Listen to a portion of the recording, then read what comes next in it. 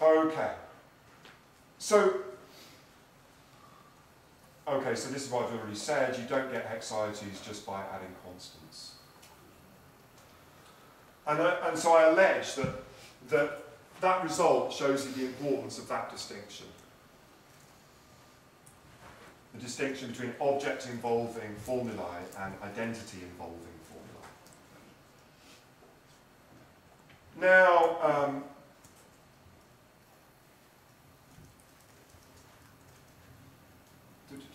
okay, so you can prove, actually, that if A and B are weakly discernible in L, then they're absolutely discernible in the language that you get by adding constants. I said that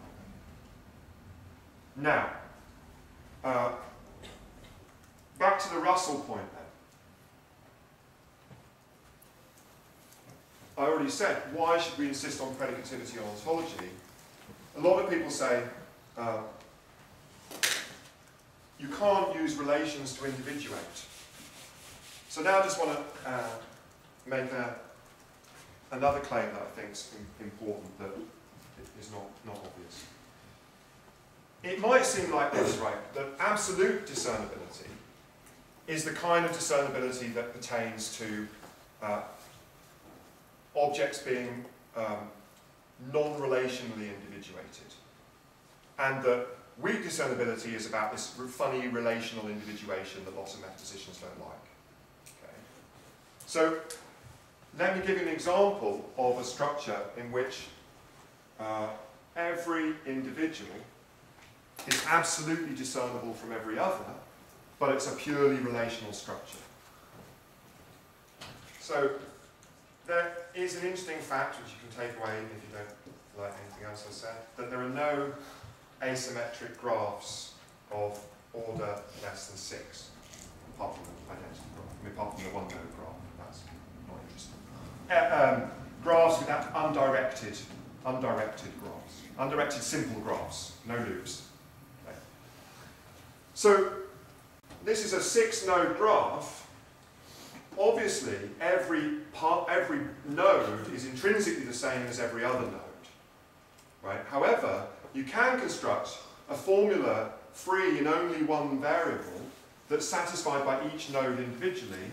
Therefore, every node is absolutely discernible from every other in the sense of that definition, even though it's a purely relational structure. So that ought to be enough to convince you that you can have purely, even in the context of a purely relational structure with no intrinsic properties, you can still have absolute discernibility. So those two things don't coincide. So you just have to characterize every node in terms of each node it's related to, and of that node say how many nodes that node's related to, and then you get those different descriptions, and no graph satisfies, no node satisfies more than one of them. Sorry, no two nodes satisfy one of them.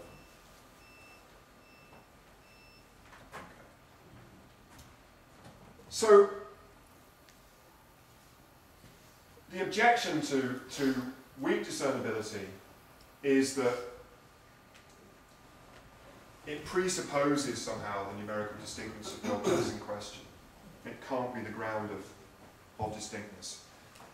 I don't know what to make of this. If you think about the ordinary bundle theory of individuation, and the bundle theory says, okay, an object is nothing more than a set of properties, okay? And it simply consists in the compresence of all those properties. And so you say, right, so identity of indiscernibles must be true. Now, there's nothing in the idea of an object being a bundle of relations being instantiated that's really different to the case of properties. I mean, relations are just n-ary properties, right? So if the original bundle theory was not obviously wrong, if an object could consist in nothing more than the bundle of properties it instantiates, then I've yet to hear an objection to the idea that an object can be nothing more than a node in all the relations that it instantiates, like this.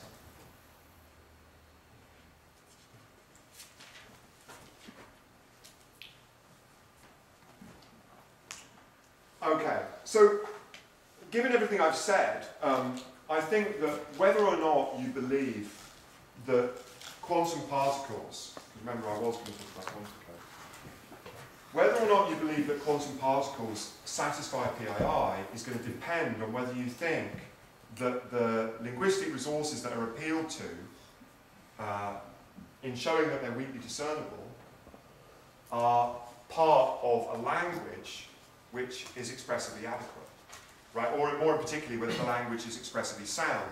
That is, whether the distinctions drawn in the language correspond to distinctions that are there in the world. So, Muller and Stevink have an argument like this. They say, look, bosons are discernible weakly as follows, right? Take two bosons. Boson 1's momentum commutes with boson 2's position. But boson 1's momentum doesn't commute with boson 1's position. Therefore, they're weakly discernible. Now, does that correspond to a physical feature, or have you just appealed to something about the mathematical structure of the theory? Take another example, take fermions. You could say, well, fermions are weakly discernible as follows. Fermion 1 is the antisymmetric partner of fermion 2, but it's not the antisymmetric partner of itself. Therefore, any two fermions are weakly discernible. But it seems like you're illicitly helping yourself to features of the mathematical representation, mathematical properties that don't correspond to anything physical. So I think all the action about whether they satisfy weak discernibility should be focused on whether the language that's being used is expressively sound.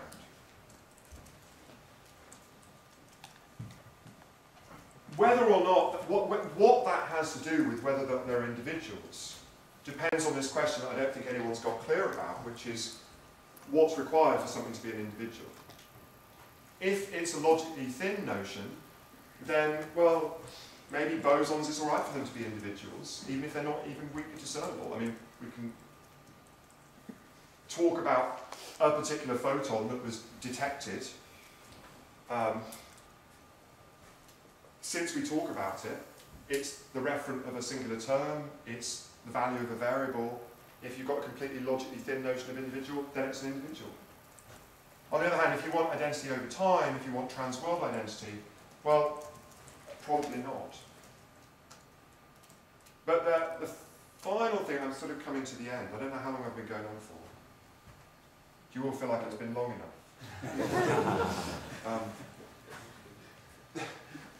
You're getting there. The final thing that I want to get onto is the connection between hexaT and hexatism, and to try and sort of make the case for a structuralist notion of primitive identity. But I don't really care if you call it structuralist or not. I mean, who cares about that? It's just a silly word, right? But there's a distinction I have in mind, so let me say what that distinction is. I have in mind the distinction between what John Statcher calls intrinsic individuation and contextual individuation. So to give you an example of grounded contextual individuation, that would be contextual individuation grounded in qualitative properties and relations. Then that's the graph I just rubbed out, where you can ground the identity facts in qualitative facts, but it's contextual because none of those qualitative facts are intrinsic to the individuals in question. Right? That's this box. If you had a bundle of intrinsic properties that one thing has and nothing else has, then you've got grounded intrinsic identity. Okay? If you have primitive intrinsic identity is hexaT, I claim. One way to make the distinction, so why couldn't you have primitive contextual individuation? So what I have in mind is something like this. Take the two-node graph with no edges. Then is a primitive fact about that each node is distinct from the other. So it looks like, so this is a general point I should have said before, the PII objection to mathematical structuralism was sorted out, right, earlier on in the talk by weak discernibility, because I went, oh look, I minus I, they're weakly discernible, right? But the problem is there are mathematical objects which aren't even weakly discernible, like this. So if you think they're genuinely individuals, you're going to have to say, well, it's primitive. Well, if you think it's a fact that they're distinct, you're going to have to say it's primitive that they're distinct. There's nothing to ground that fact. There are no qualitative facts there at all. Right? But I don't think that, I think there's two ways that you can think of identity as being primitive.